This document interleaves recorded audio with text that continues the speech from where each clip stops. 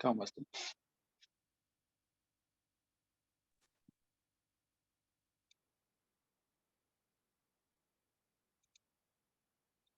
Ahora sí. Buenos días, compañeros. ¿Cómo se encuentran? ¿Todo bien? Un poquito hemos tenido unas dificultades técnicas. Mil disculpas a todos los participantes. Buenos días, doctor. Buen día, ¿cómo están? ¿Arrancamos la clase o tienen alguna consulta tal vez? ¿Pudieron subir sus trabajos a Classroom? Doctor, con respecto al trabajo, estoy día hasta las 12 de la noche, ¿no? Para presentar. Así es, así es. Sí, ¿Han hemos logrado? tenido algún percance el día miércoles, jueves, así, pero se ha habilitado ya ahora en la Excelente. plataforma para subir los trabajos prácticos. Nos daremos un tiempo, hasta mañana por la tarde. Hasta Muchas mañana, gracias, doctor. 00 horas. Que muchas veces en la semana no hay tiempo y aprovecharemos este fin de semana, ¿no? El lunes es feriado, así que el lunes descansamos. Arrancaremos con la clase que nos toca hoy, ¿no? La filosofía del derecho y ciencia del derecho. Vamos, vale, compartir pantalla. ¿Cómo es esto? Mm.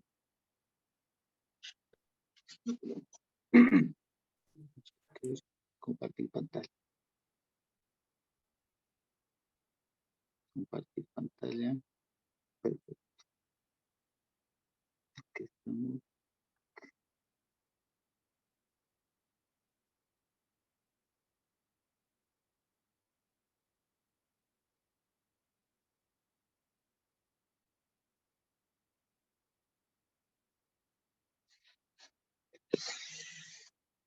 Empecemos con el concepto de ciencia.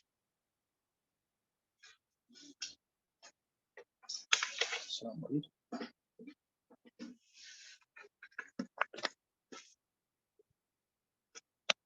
Previamente, en el Classroom ya está el material subido y si me podrían confirmar que han podido revisar tal vez los textos de Bobbio o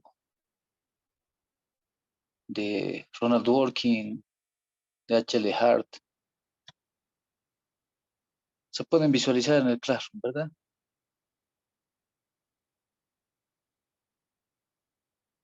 ¿Me confirman?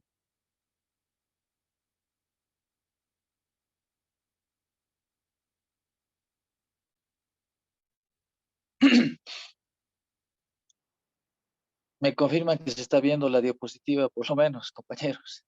Sí, doctor, se está viendo. Excelente. Ahí tenemos la ciencia. Esa palabra que semántica, etimológicamente, deviene de la palabra, de la voz latina, cire, es cire. Cire, ciencia, es cire, saber. Es cire, también era tomada como conocimiento. ¿Y qué es la ciencia?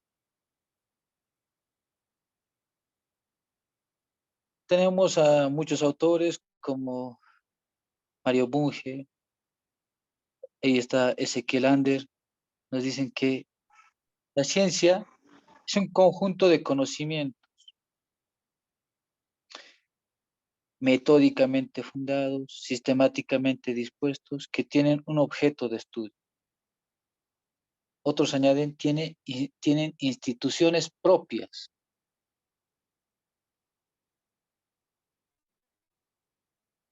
Entonces, es un conjunto de conocimientos racionales, es decir, devienen de la razón. Estos conocimientos son prácticamente ciertos o probables obtenidos metódicamente, sistematizados, ordenados y que se pueden verificar en la realidad. Y eso es palpable en la naturaleza, en el entorno, lo que objetivamente se puede ver. Actualmente, con respecto a lo que es la ciencia positiva, el concepto que les he dado es positivista.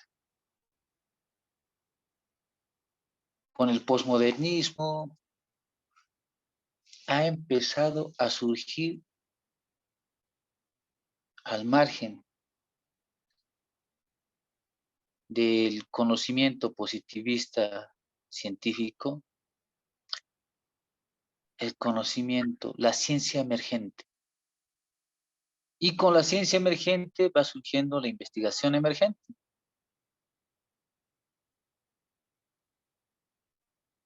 Y les pongo ahí,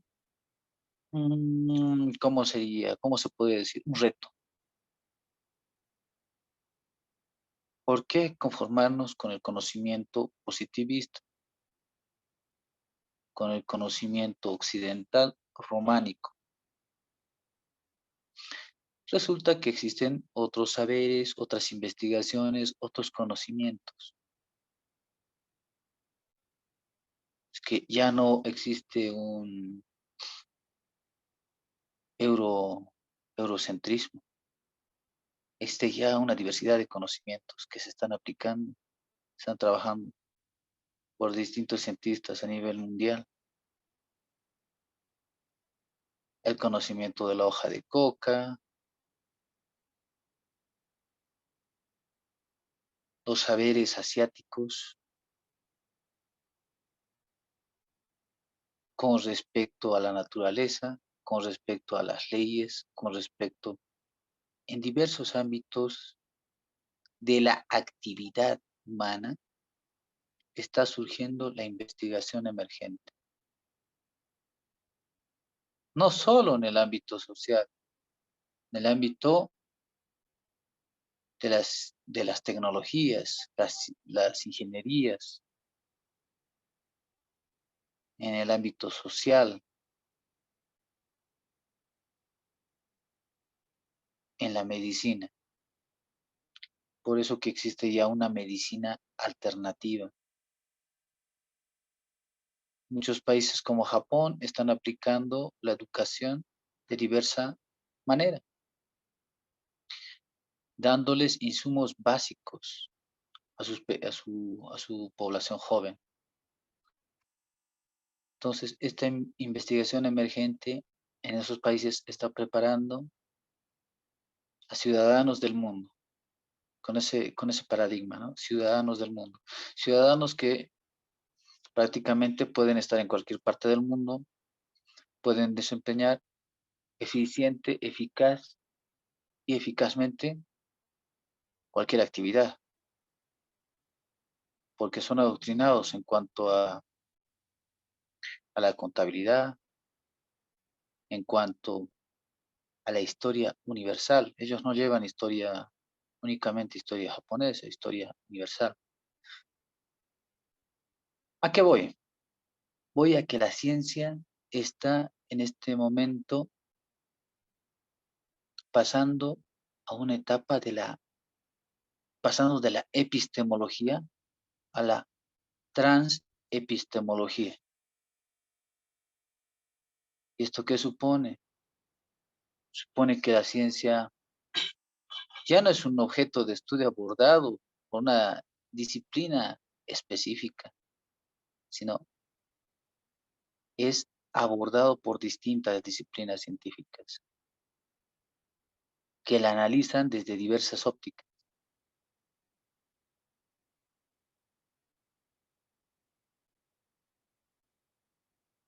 El ser humano como tal no puede ser, no puede ser analizado por la física como una unidad de carbono, oxígeno, hidrógeno y nitrógeno. Tiene corpus y ánimos. Interviene la psicología, la medicina, la tecnología, las ciencias jurídicas, el derecho, la antropología. Y así, todas las actividades humanas actualmente están siendo trabajadas por la transepistemología.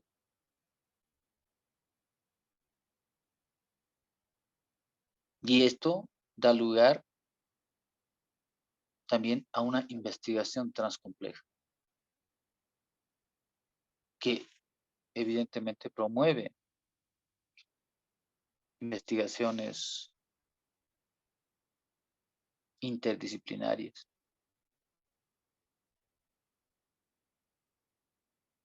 Y esto mueve sobre todo a que exista un conocimiento más complejo y más, más cabal de una naturaleza.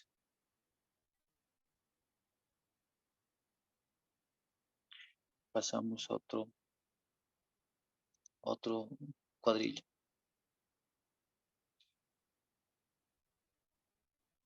¿Qué es la ciencia para la naturaleza? La ciencia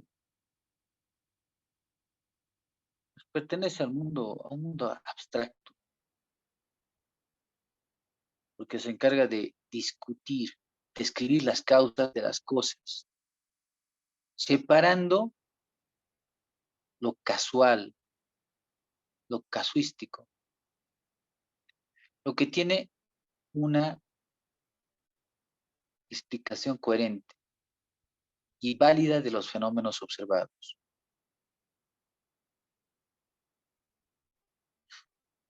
De lo fenoménico, de lo material, de lo palpable, y de la forma en que aparentemente se nos manifiesta en la realidad. Ahora, filosóficamente corresponde a la ciencia encontrar la verdadera causa de las cosas. ¿Cuál es su razón de ser? Su ratio essendi. Estudiar objetivamente la realidad, penetrando en su naturaleza, en su estructura, en el nous, en el ser de los objetos, lo cual implica una tarea sistemática. Esto nos conlleva a utilizar una metodología para descifrar la naturaleza de un objeto.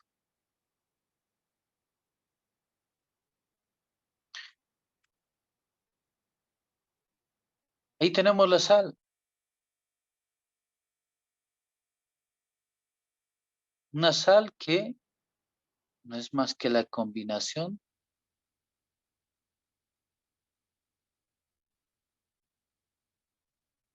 de cloro y sodio.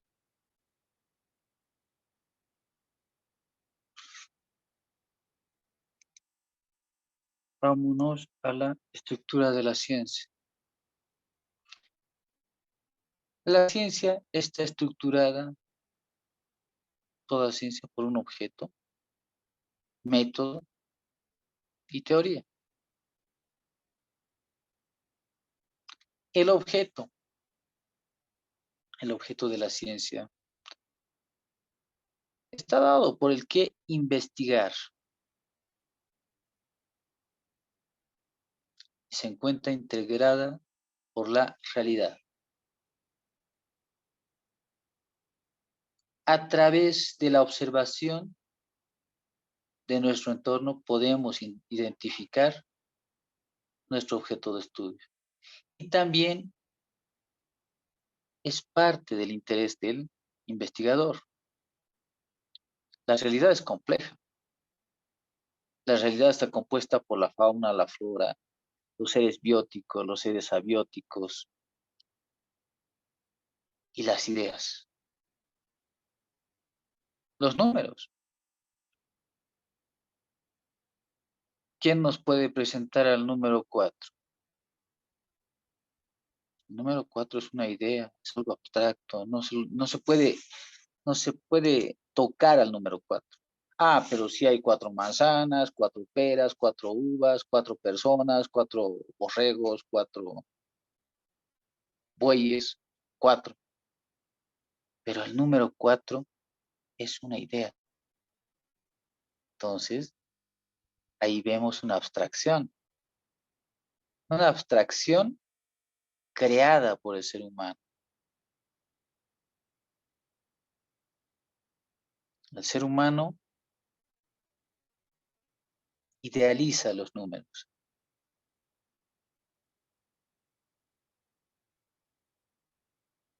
Que de manera abstracta se materializan en objetos, en seres. Luego se empieza a utilizar el tema de las medidas, las masas, los volúmenes, física, que también está dentro del ámbito de las ideas.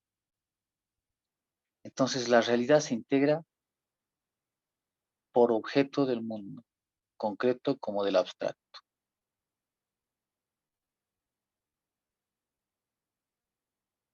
Objetos estrictamente reales como ideales. Los reales, los que podemos tocar. Un árbol, 2 árboles reales. Ideales, 2 números, volúmenes, masas, ángulos. Son ideas.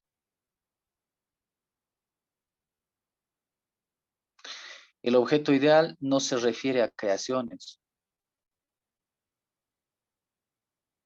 o a especulaciones abstractas, subjetivas o arbitrarias, sino a un trabajo.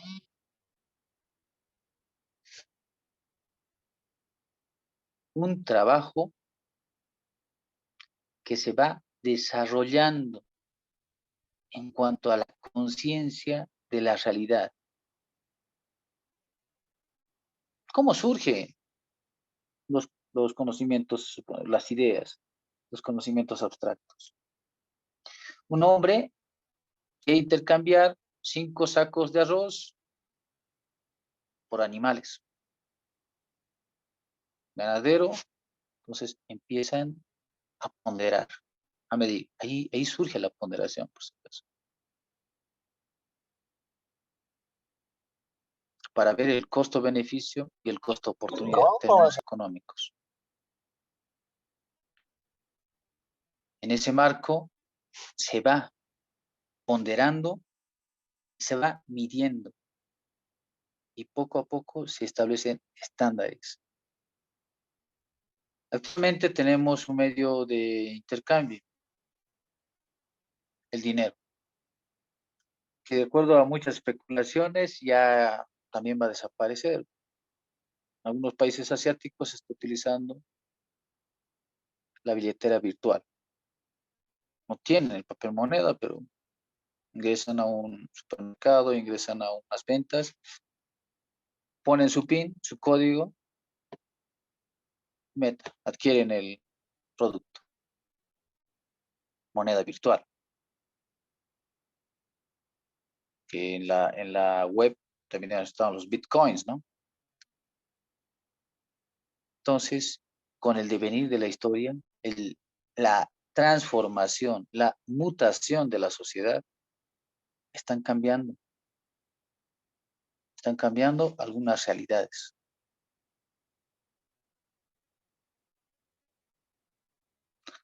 El método del griego meta y odos, camino al cual se va a llegar, se quiere llegar.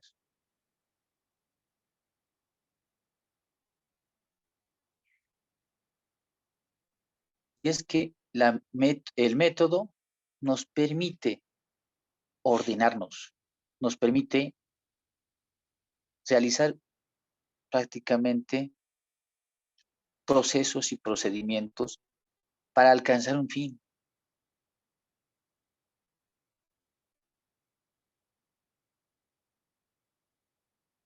Es decir,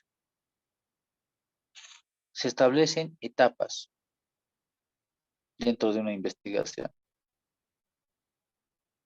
Y estas etapas para el conocimiento, para la ciencia, deben ser elaboradas para llegar a un fin. Deben ser ordenadas para llegar a un fin. Y es que ahí tenemos cosas coloquiales, ¿no? Cosas del vulgo. El queso, es que no sacas la leche y se vuelve queso al día siguiente. Tiene un procedimiento para que se vuelva queso. Ese procedimiento es el método.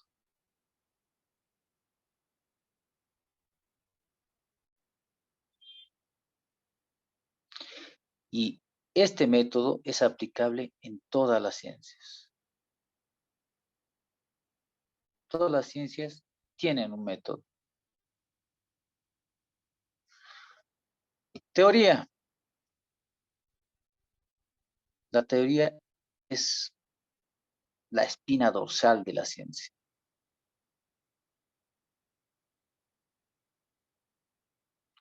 Esta teoría nutre, conecta leyes que dan explicaciones parciales o particulares de una realidad.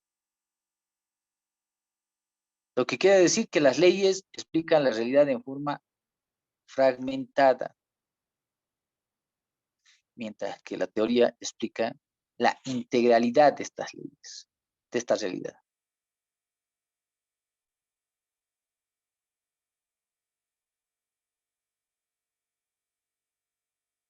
Y les explico.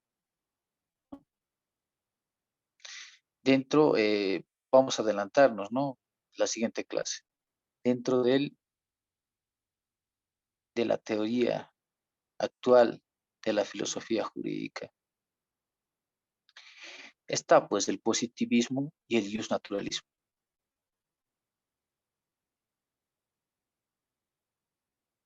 El positivismo nos habla de lo que es palpable, de lo que está prácticamente escrito en una norma. Para el positivista, el Estado plurinacional de Bolivia no existe sino a partir del año 2009. Y por el otro lado está el justnaturalismo. El pensamiento justnaturalista cree que el Estado plurinacional siempre ha estado, haya o no haya leyes. Entonces hay una pugna, hay una doble explicación de una realidad. Vámonos a las clasificaciones de la ciencia.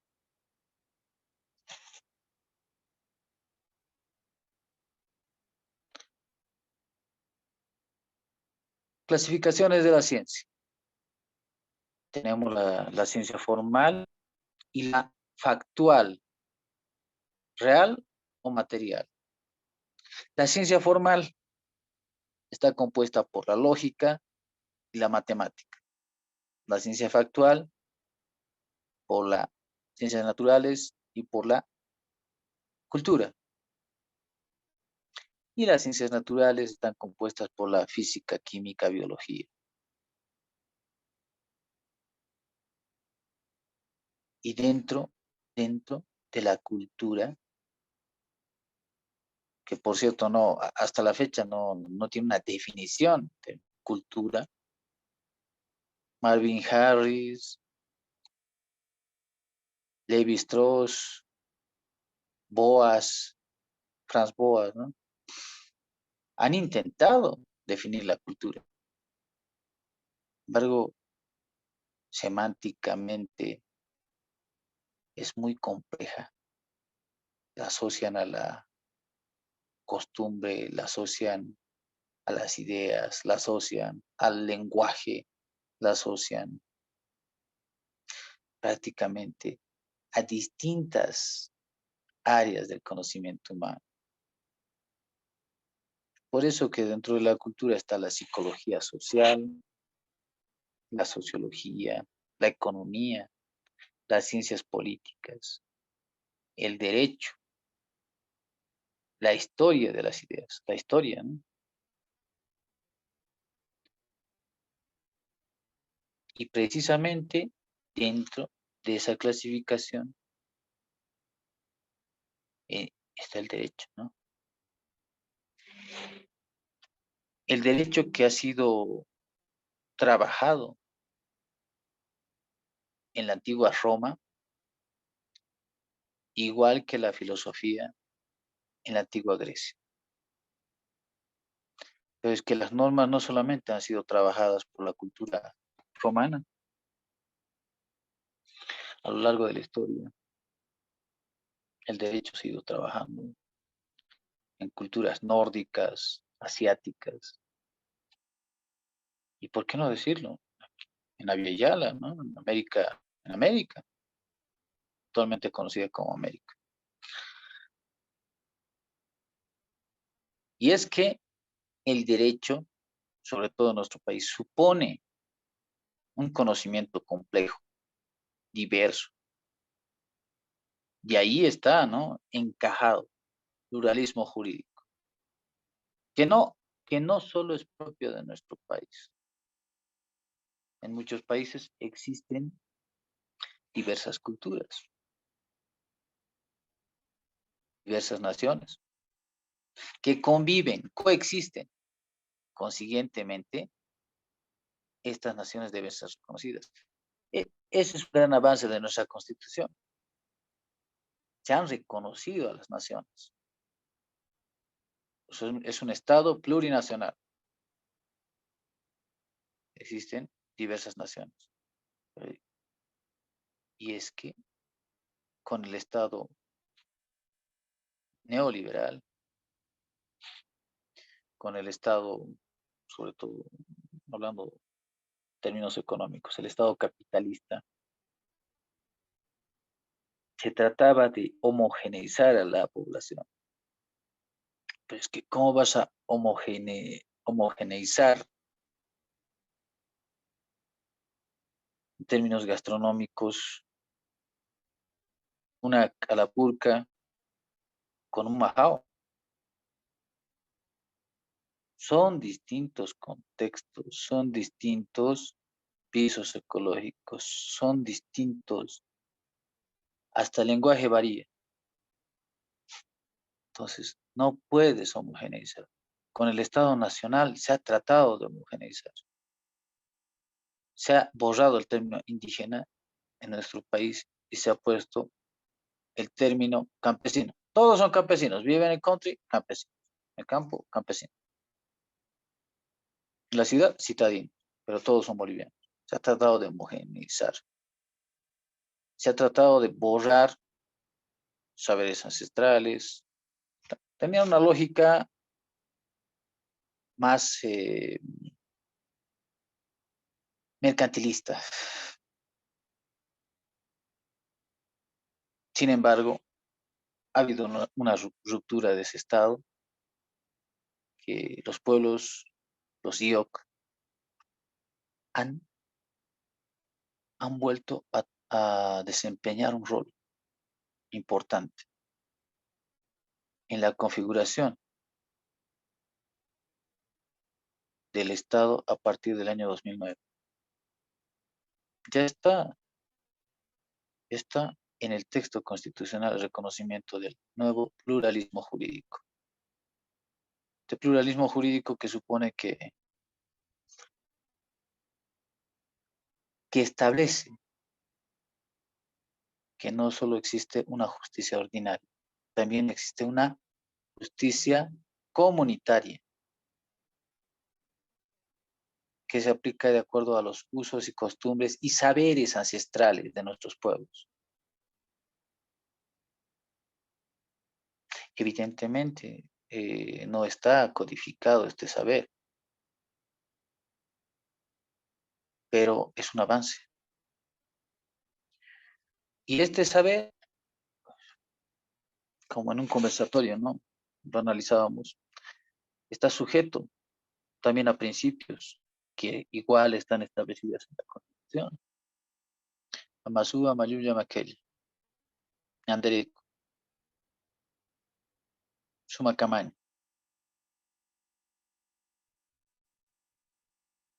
Esto sujeto, sobre todo, a la convivencia con la madre naturaleza.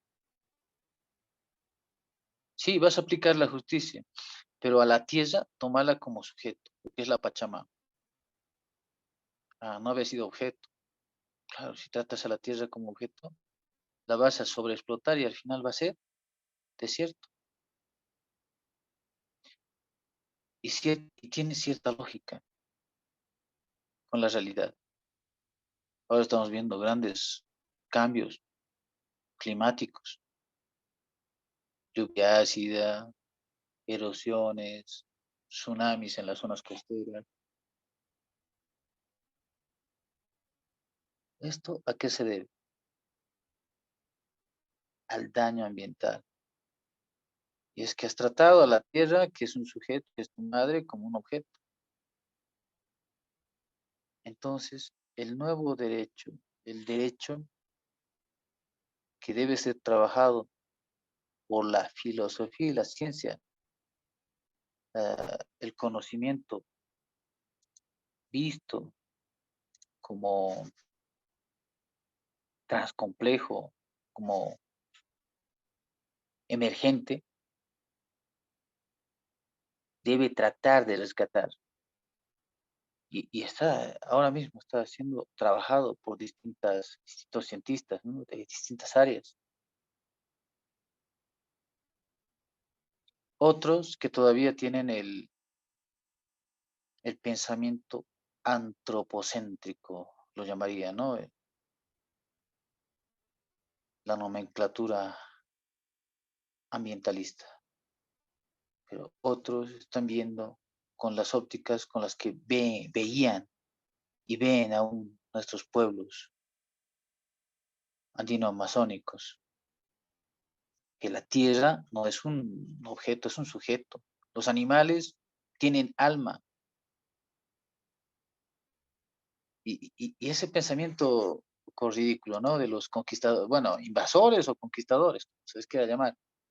Llegan de Europa, ven a los indios, le llamaban ellos, ¿no? Pero la India queda en otro continente asiático. Los indios no tienen alma, eso decía. Tenemos que adoctrinarles y darles un alma.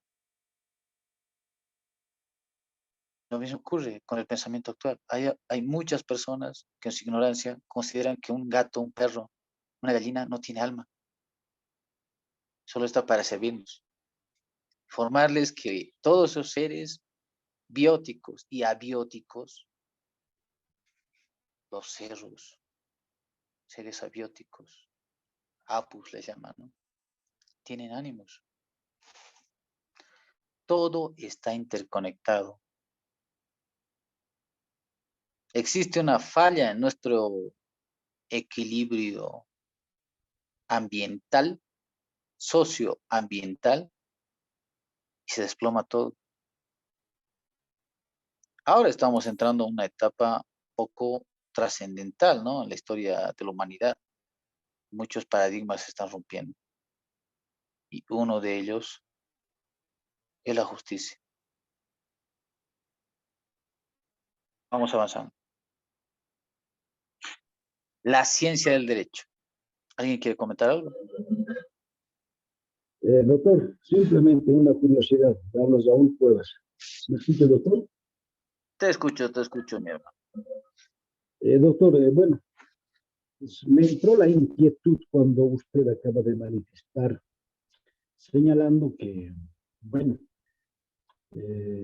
la madre tierra tiene derechos, dando a entender los últimos enfoques del justnaturalismo, así como también, bueno, la última parte donde decía que, bueno, los animales, el perro, el gato, la gallina, en fin, los peces tienen derechos. Y eso también se encuentra expresado en las últimas normas que se van implementando en distintos países, donde inclusive se habla inclusive del biocidio. Ahora bien, mi pregunta, mi curiosidad más que todo va a esto. Estamos de acuerdo en que si bien tienen derechos con la mayoría partidario y hasta polémico, entonces los animales no tendrían pues con ese su derecho a la vida no se les debería conservar y no si se debería respetar a los peces, ballenas, vacas, gatos, ya. Y inclusive cuando se habla de la madre naturaleza, ya estamos hablando de los árboles, plantas. Entonces, mi curiosidad, ¿no? Por toda esta parte de la filosofía, ¿en qué queda la alimentación de los seres humanos? Simplemente ello, doctor. Gracias. Sí, estas posturas son debatibles, ¿no? Sin embargo, científicamente se ha comprobado que, pues, bueno, la carne tiene efectos cancerígenos, ¿no? Tal vez ya han revisado, tienen conocimiento de esos avances. Podría existir prácticamente la alimentación casi, le llaman vegetarianos, veganos. Podría aproximarse a esa, la realidad humana, en un futuro cercano. Sin embargo, en la actualidad todavía es un hecho, ¿no? De que se consume a todos los seres que nos rodean. Y esto depende de la naturaleza del ser, ¿no? El mismo ser. Al hablar, al decirles que estos seres tienen alma, tienen su psique y su soma, cuerpo y espíritu, tampoco les quiero inducir para que sean veganos.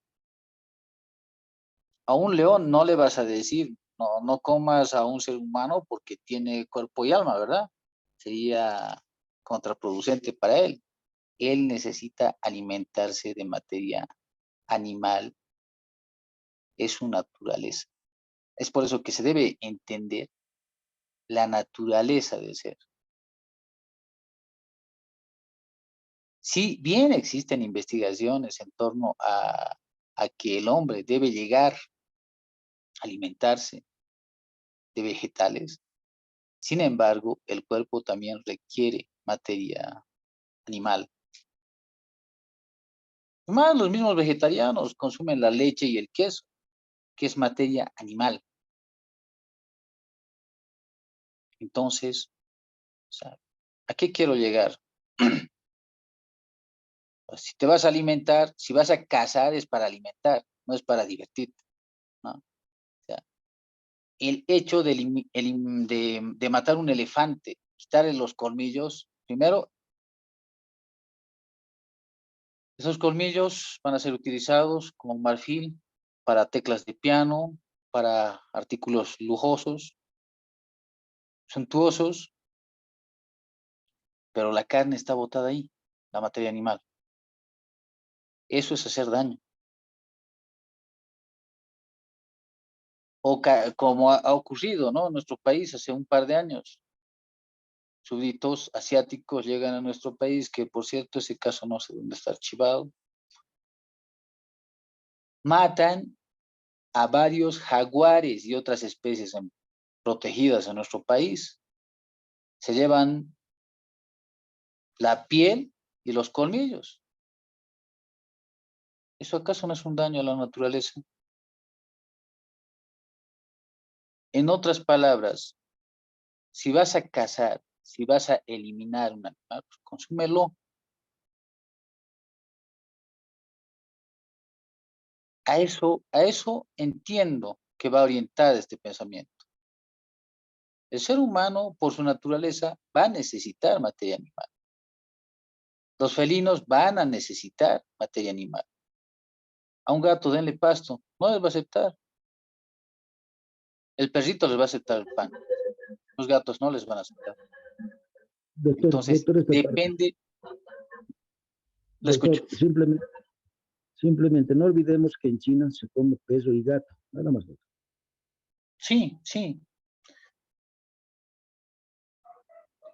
Sí, en China y en otros países como Malasia se comen.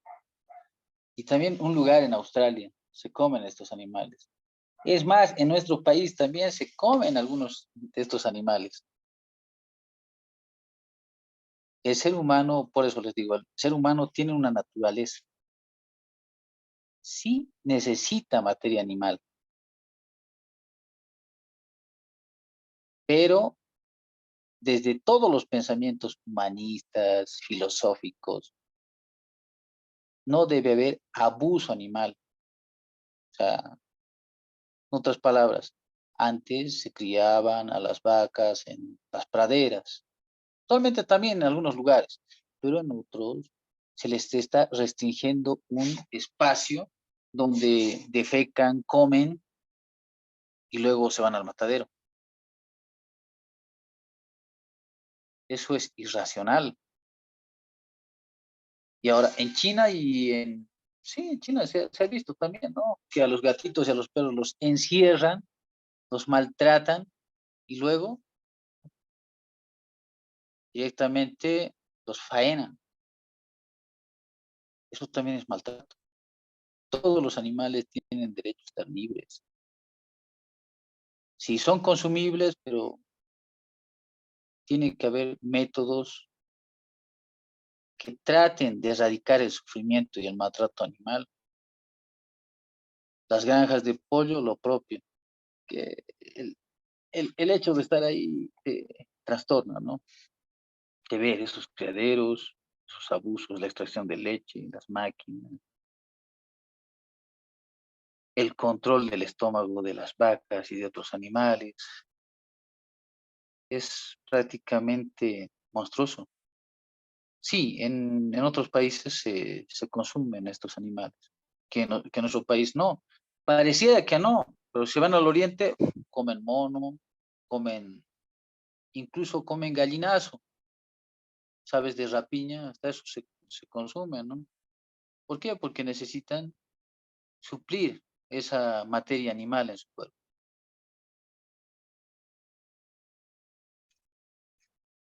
Es complicada, ¿no? Nuestra naturaleza no podemos definir, y es que jurídicamente no se puede uniformizar los sistemas jurídicos a nivel mundial.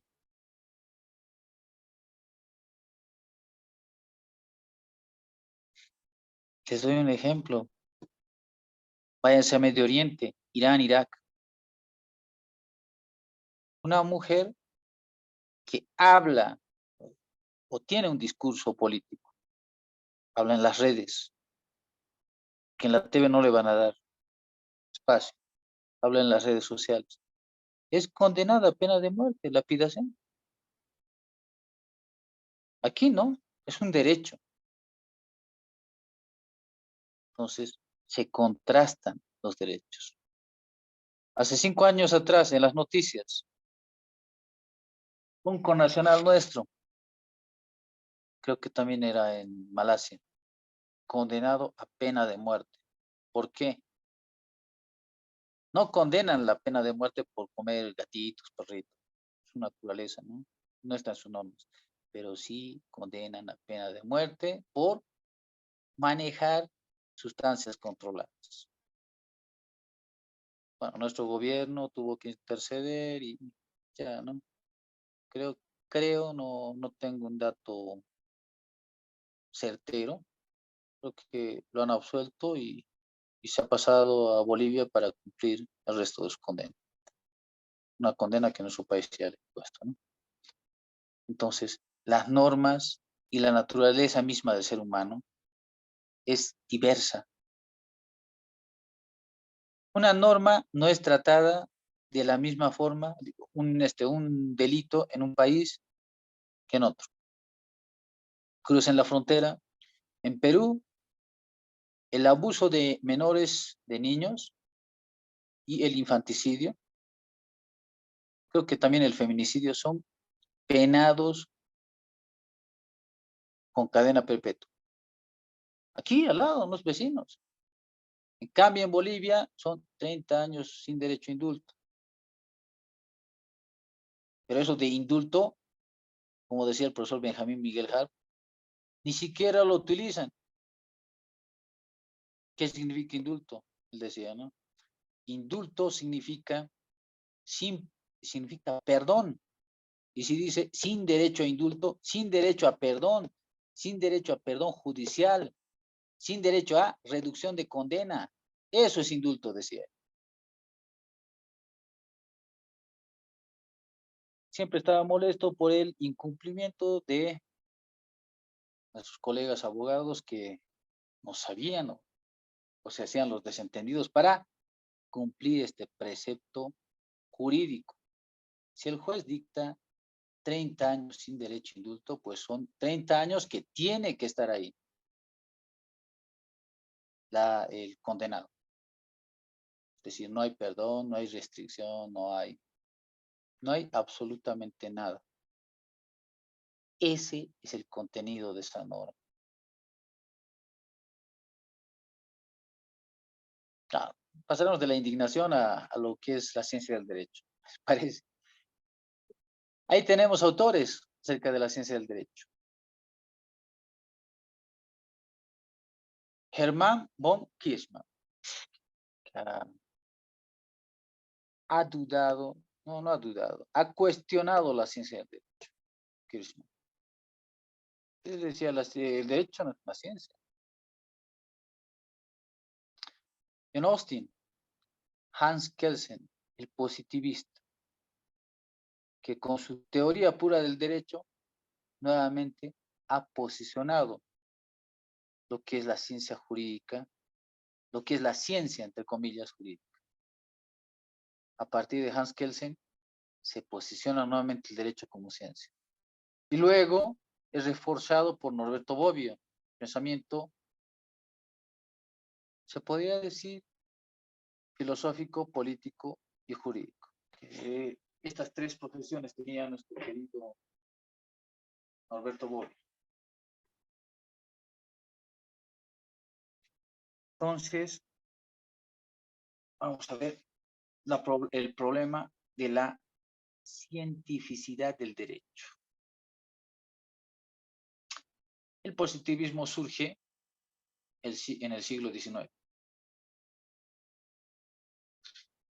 Un positivismo que a partir de Augusto Comte nos habla acerca de la ciencia factible, lo que es palpable, lo que se puede ver. Entonces, esto marca la era del cientificismo y, ¿por qué no decirlo?, del dogmatismo jurídico científico.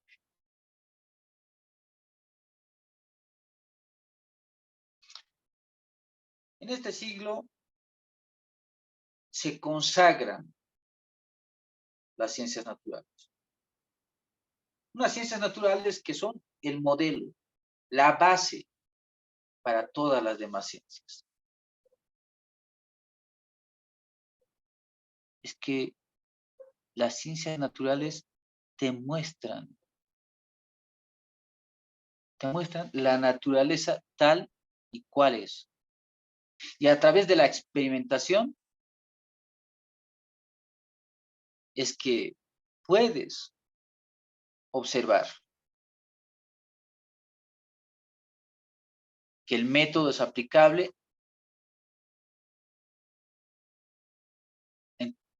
en casi todas partes del mundo, ¿no? Tema de la gravedad, el peso. Y dentro de las ciencias naturales, la física, la biología, la química, van demostrando objetivamente la realidad de nuestro entorno. Y es que al influjo de estas ciencias naturales se ha pretendido explicar a las ciencias sociales.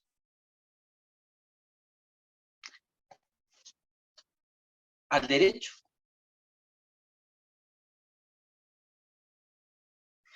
Pero, y es que la sociedad es cambiante, la sociedad es dinámica.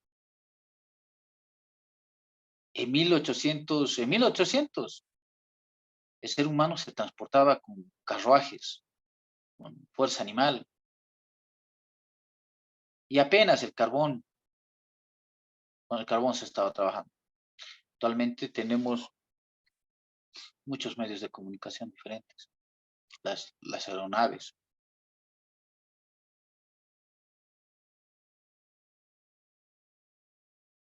Algunos vehículos que incluso utilizan energía solar.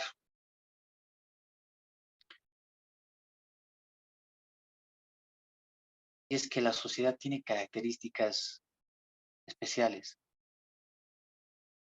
Estas características son el cambio, la mutabilidad. Nuestro mismo lenguaje, el castellano, ha cambiado bastante. WhatsApp no es parte de la lengua. Facebook no es parte de la lengua castellana. WhatsAppear. Entonces, se ha ido modificando. Y eso lo pueden revisar en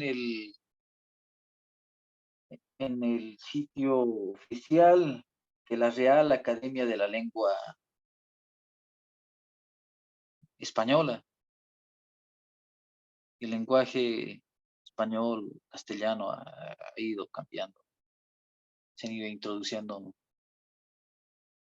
otras palabras y se han dejado de lado otras palabras. Pero la doble L, la L ya no está. La CH, la Che tampoco ya está. Entonces, todo va cambiando. Ahí viene, ¿no? Lo que decía Heráclito.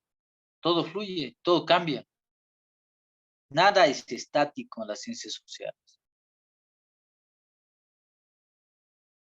Si bien en el siglo XIX la discriminación era un tema natural en nuestro contexto, actualmente tenemos la ley contra la discriminación. Y existen procesos que se pueden aplicar cuando una persona sufre de discriminación. Si bien en los años 40, estamos hablando de 1940, no existía el voto universal en nuestro país, actualmente todas las bolivianas y todos los bolivianos tienen ese derecho. El voto es universal en nuestro país. Si bien la administración pública en los años 80 en nuestro país era centralizada, actualmente es descentralizada. Entonces, el ser humano, el derecho es dinámico, cambia. Ahí tenemos un cuestionamiento, una pregunta sobre la cientificidad del derecho. Germán von Kirchmann. Germán, señala que el derecho no es ciencia. ¿Por qué? Porque le falta la universalidad de lo jurídico. Lo jurídico no es, o sea, un tema jurídico en Bolivia no es igual que en Japón, en Alemania. Lo jurídico es visto de diferentes maneras. No es como en las ciencias naturales. No es universal. Y esto no solo por la diferente legislación que reina en estos países, sino por las costumbres, las valoraciones de los pueblos, que varían de época en época, de lugar en lugar. Él dice, la ley científica describe una propiedad que debe ser para todos los individuos de la clase y que también permanece invariable.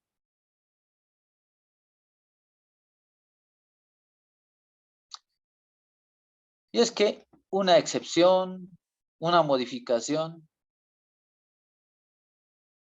y una ley se destruyen.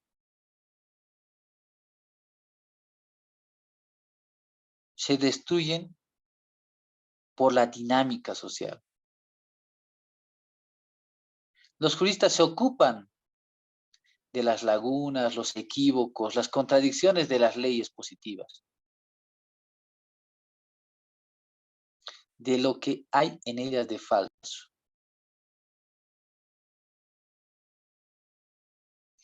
Su objeto es la ignorancia, la desidia, la pasión del legislador.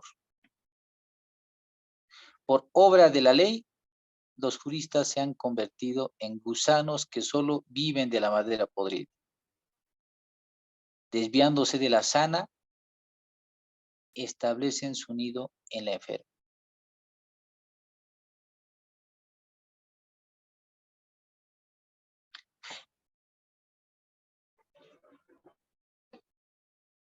Y acaba por matar al derecho, ¿no?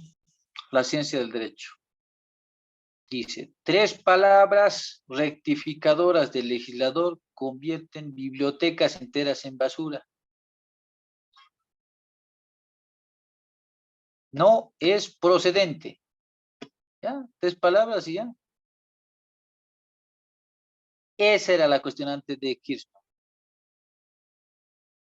Sí, tenemos obras, tenemos tratados, tenemos legislación, tenemos leyes que protegen. Pero si el juez señala que no es procedente, entonces toda esa legislación, todos esos tratados, todo ese trabajo, pues para él se va a la basura.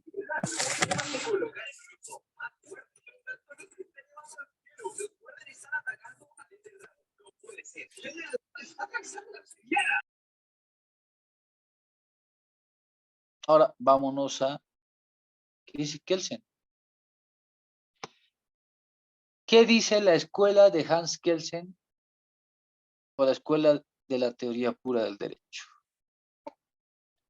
Obviamente que con esta obra se han establecido elementos en favor de la cientificidad del derecho.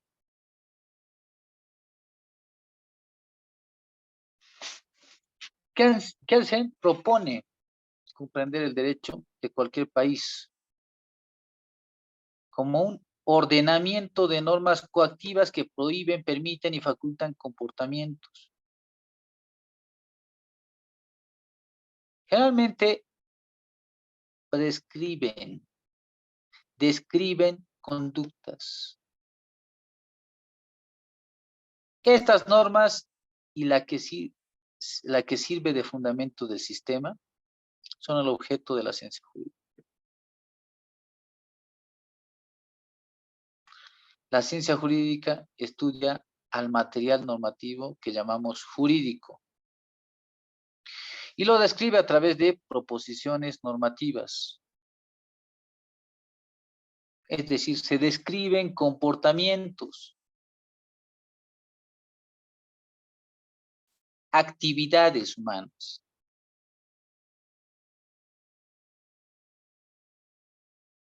Y esto se puede evidenciar, ¿no?, en las leyes positivas que tiene cada país. Por ejemplo, las normas penales describen conductas que atentan contra la sociedad. La corrupción, ¿no?, por ejemplo. Y por otro lado, las normas civiles describen conductas que organizan una sociedad.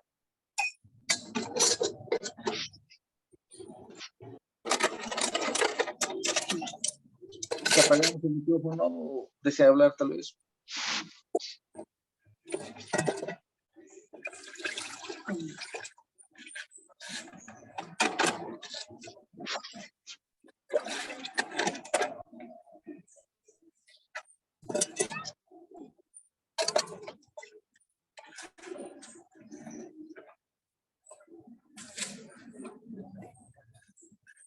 Seguimos.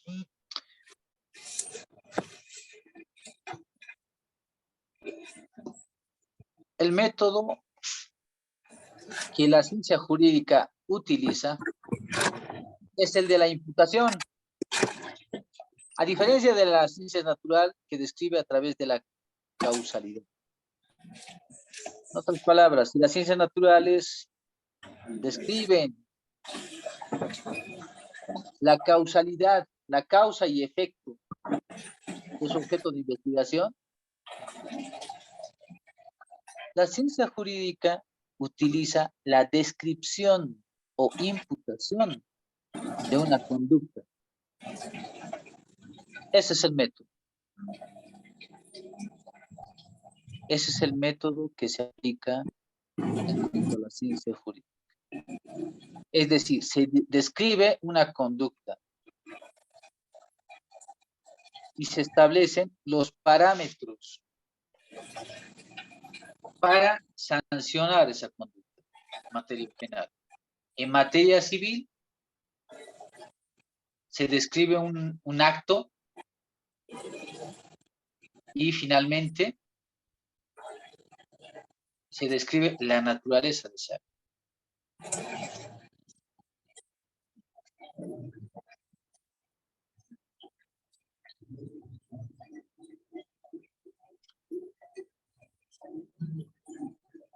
Vámonos a las dimensiones jurídicas en la noción de derecho.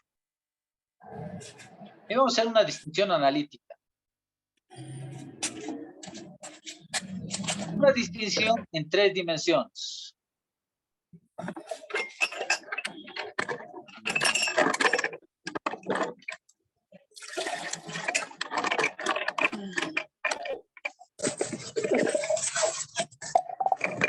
Tal vez pedir que apaguen el micrófono del compañero que tal vez accidentalmente lo ha encendido.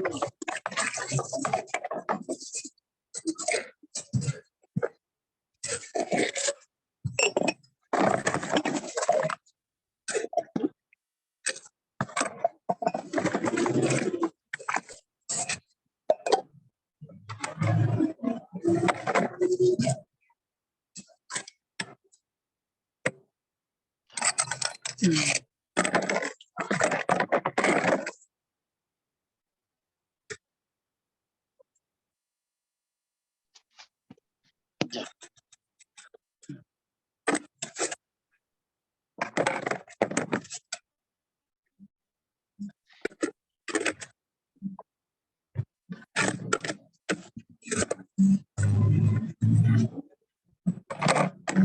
¿Se puede escuchar o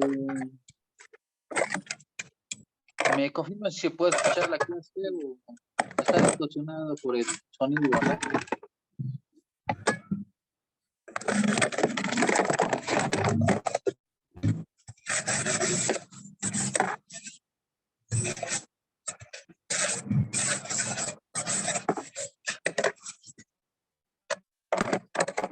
Creo que nadie está entendiendo lo que es.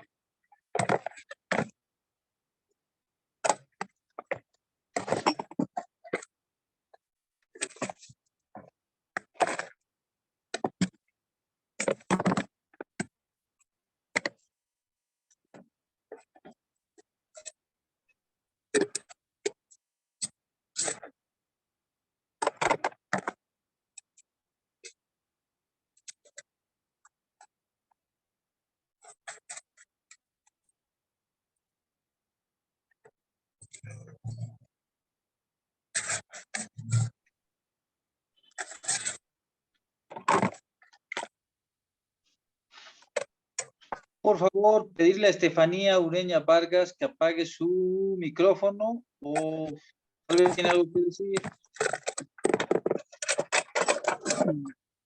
Estefanía Ureña Vargas, por favor. Yo soy el administrador, no puedo apagar, ¿no? El micrófono.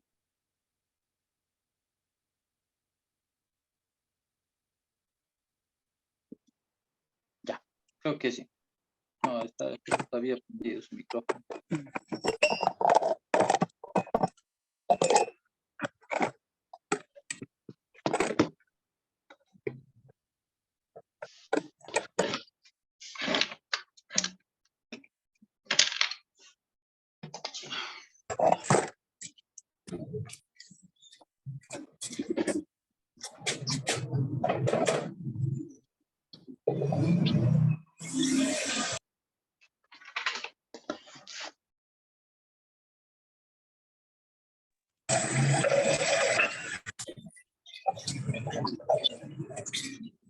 Avancemos. Las dimensiones jurídicas en la noción de derecho, vamos a hacer una distinción analítica.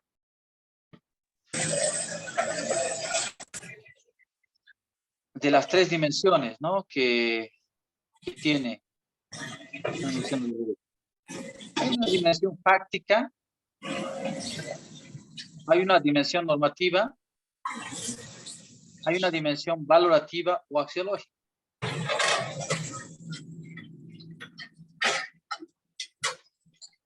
En la dimensión fáctica, vemos, esta dimensión se preocupa por los hechos del mundo.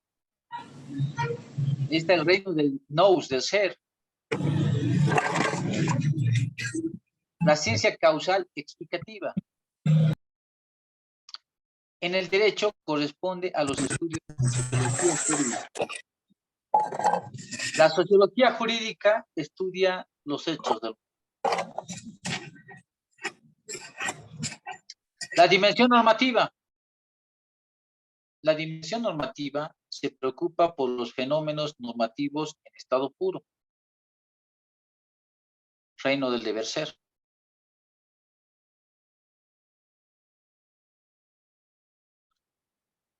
En el derecho corresponde a los estudios analíticos. Tenemos a Hans Kelsen y Herbert Hart, H.L. Hart. Ellos realizan sus estudios sobre la comprensión y descripción del derecho de esta dimensión.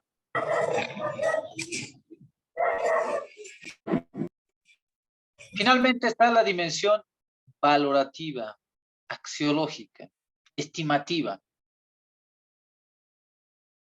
Se preocupa por la faz valorativa, ética, por el ethos, el comportamiento. En el derecho corresponde a los estudios éticos de la filosofía política o teoría de la justicia. Estas tres dimensiones se aplican en lo que es el derecho.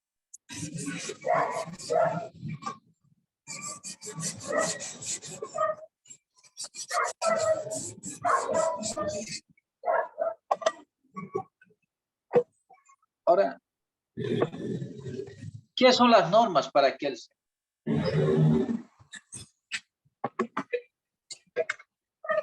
Para Kelsen, toda norma jurídica posee un carácter.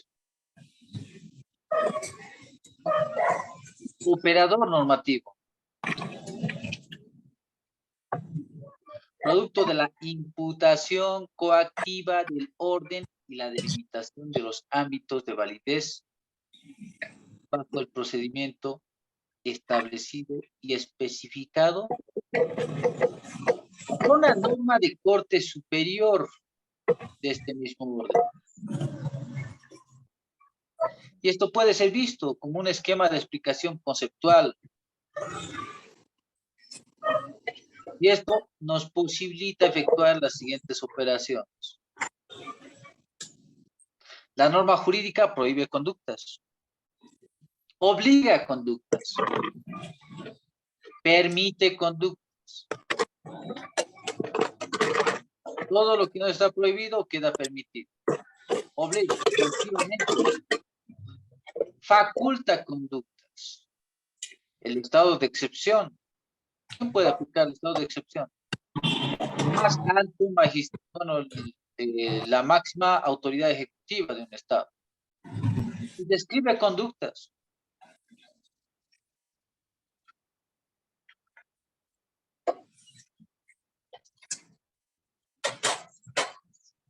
Por ejemplo, contrato. Un contrato está descrito en nuestra norma jurídica. Un contrato es un acuerdo entre dos o más personas, pues un acto entre dos o más personas que crea, modifica o extingue relaciones de índole patrimonial, relaciones jurídicas de índole patrimonial. Entonces describe conductas, prohíbe conductas. El asesinato está sancionado con 30 años de cárcel sin derecho a indulto. Prohíbe. Obliga a conductas.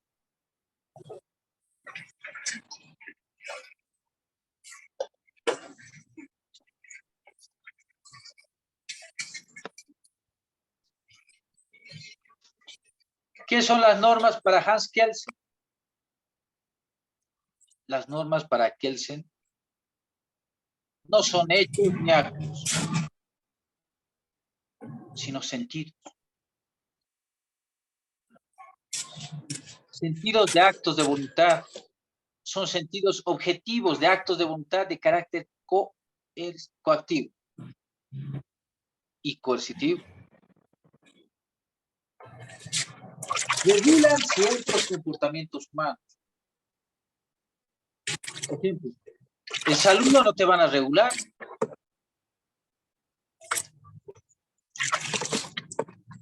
Ya, pero un contrato te van a regular. Unas obligaciones te van a regular. Un delito lo van a regular.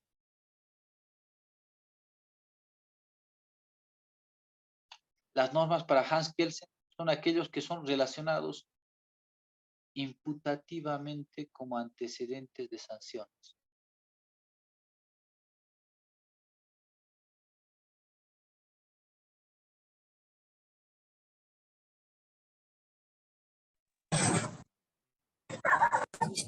Los requisitos para la norma jurídica. Una norma jurídica debe regular comportamiento de forma activa u omisiva. Debe provenir de un órgano competente, el órgano legislativo. En su caso, debe haberse creado mediante el procedimiento indicado o especificado. Existe un procedimiento legislativo. Debe ser coactiva. ¿Qué quiere decir la coacción?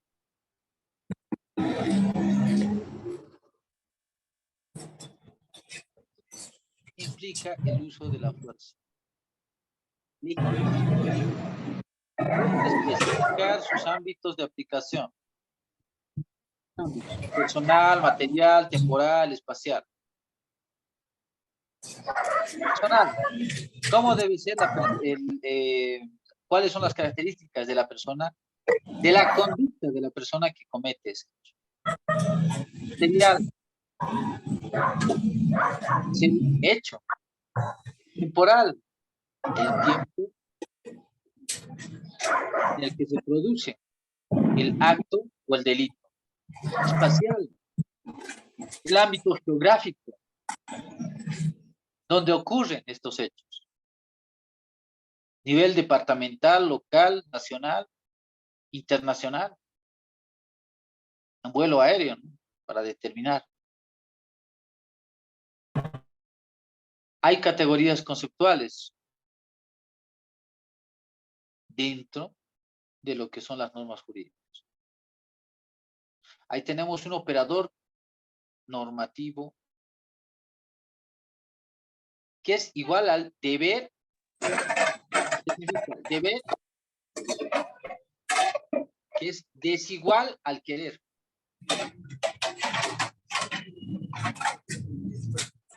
El acto no es igual que el sentido del acto.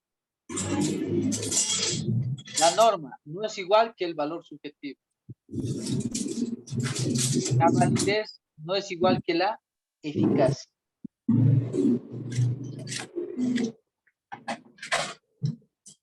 Y es que el deber y el ser están están presentados como una dicotomía. Una cosa es el deber y otra cosa es el ser, la realidad.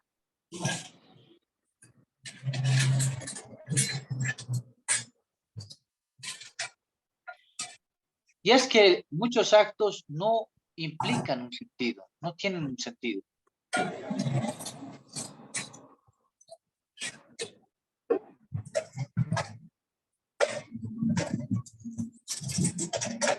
Y en ese sentido, la categoría norma presenta muchos valores subjetivos.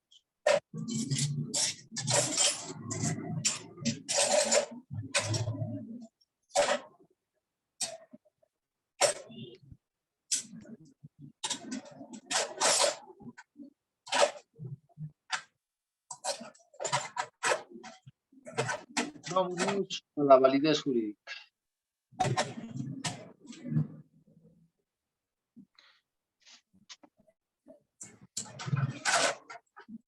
Son las 10 en punto. Vamos a hacer un break hasta las 10:30. ¿Les parece? Sí, está bien, doctor. Está bien, doctor. Nos vemos. Nos vemos. Gracias.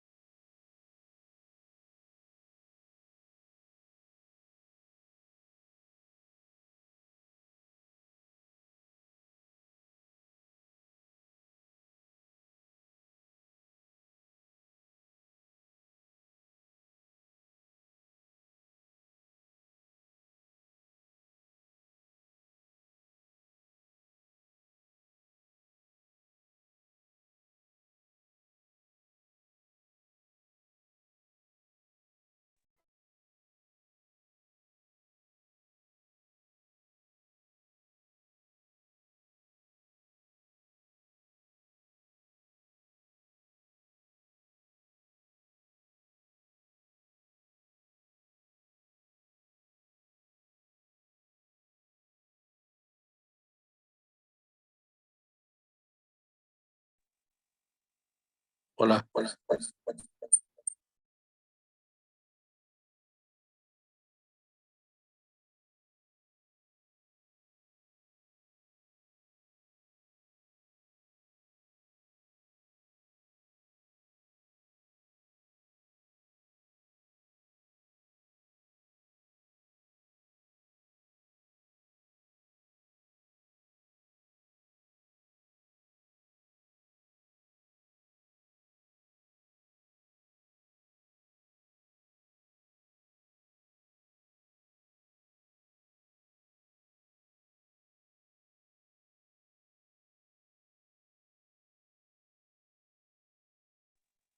Hola, hola.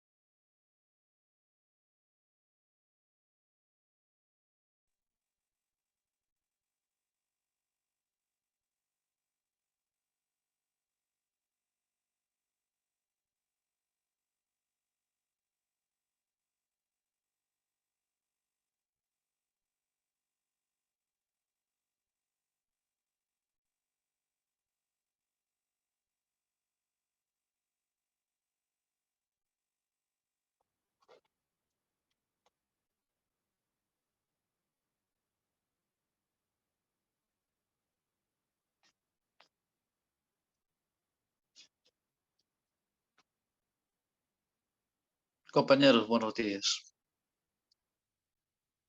Nos hemos quedado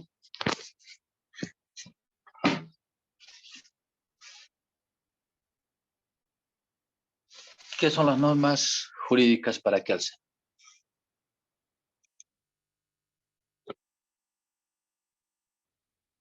Les comentaba que toda norma jurídica consiste en un carácter, un operador normativo, un instrumento normativo, que es producto de una imputación coactiva.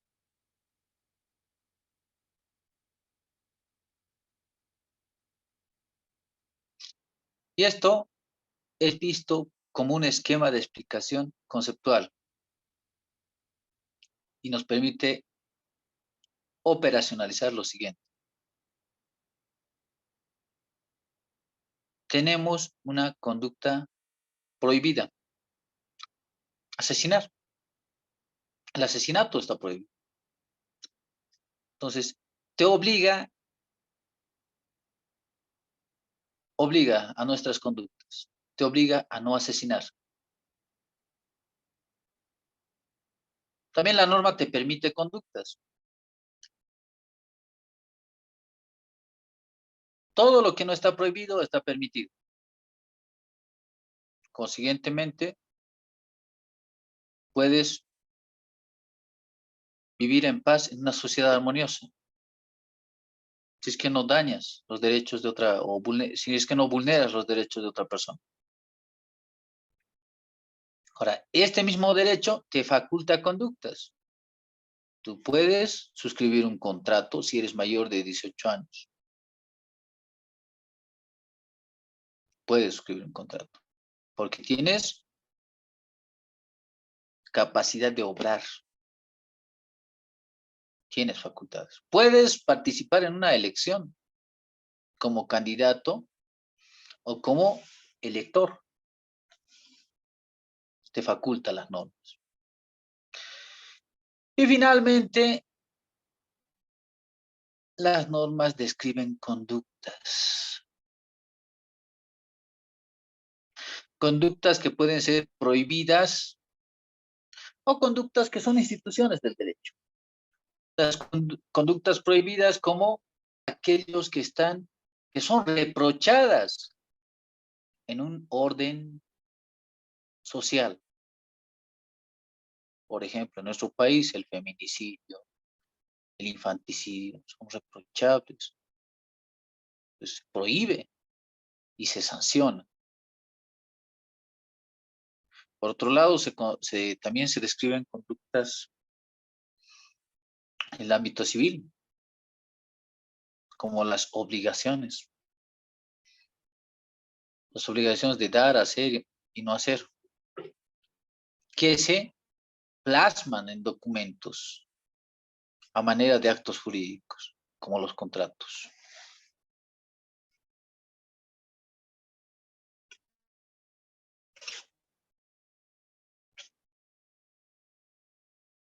¿Qué son las normas jurídicas para Kelsen?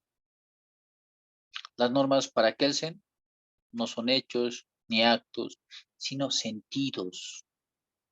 Sentidos de actos de voluntad. Son sentidos objetivos de actos de voluntad de carácter coactivo.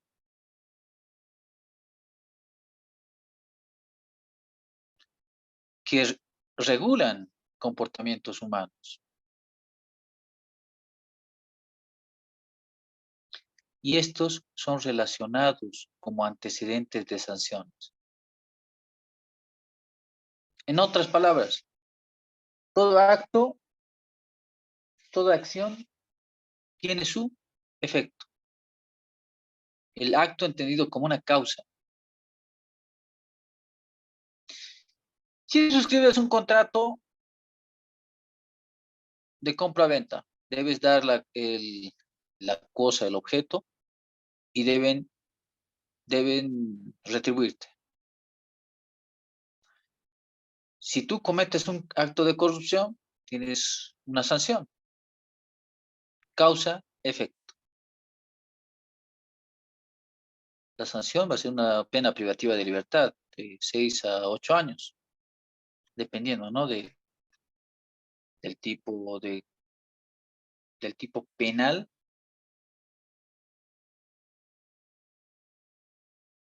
sería delitos contra el Estado, ¿no? Delitos de corrupción pública, perdón. Luego tenemos los requisitos de la norma jurídica. La norma jurídica tiene que regular el comportamiento humano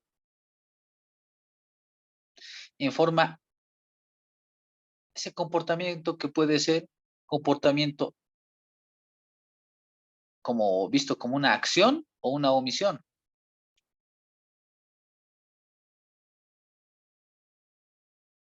¿Qué es la omisión? No cumplir la norma, no prestar auxilio. Ahí tenemos incluso un tipo penal, abandono de mujer embarazada. Una norma jurídica debe provenir de un órgano competente, en el caso boliviano, el órgano legislativo. Debe haberse creado mediante un procedimiento. Ahí tenemos el procedimiento legislativo. Debe ser coactiva. Y debe especificar sus ámbitos de aplicación. Ámbitos personales, ámbitos materiales, temporales y espaciales. Personal, describe la conducta del ser humano. Material, establece el rango del objeto físico. Temporal, describe el tiempo en el que se aplica. Espacial, habla acerca del elemento jurisdiccional, elemento territorial.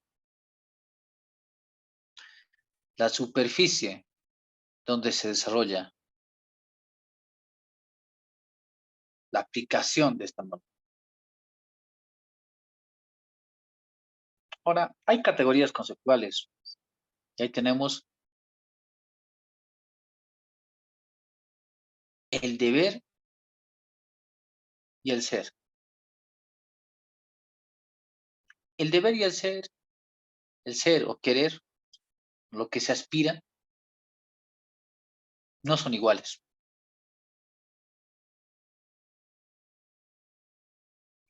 ¿En qué sentido? Ahí tenemos una norma. Ejemplo, el deber de prestar el servicio militar. La norma dice, da un precepto. Pero en los hechos, algunos no prestan su servicio militar, algunas personas, por razones médicas, por X motivo, tal vez razones confesionales. Entonces, no existe igualdad entre el deber y el ser. Ahora, existe también dicotomía entre el acto y el sentido del acto.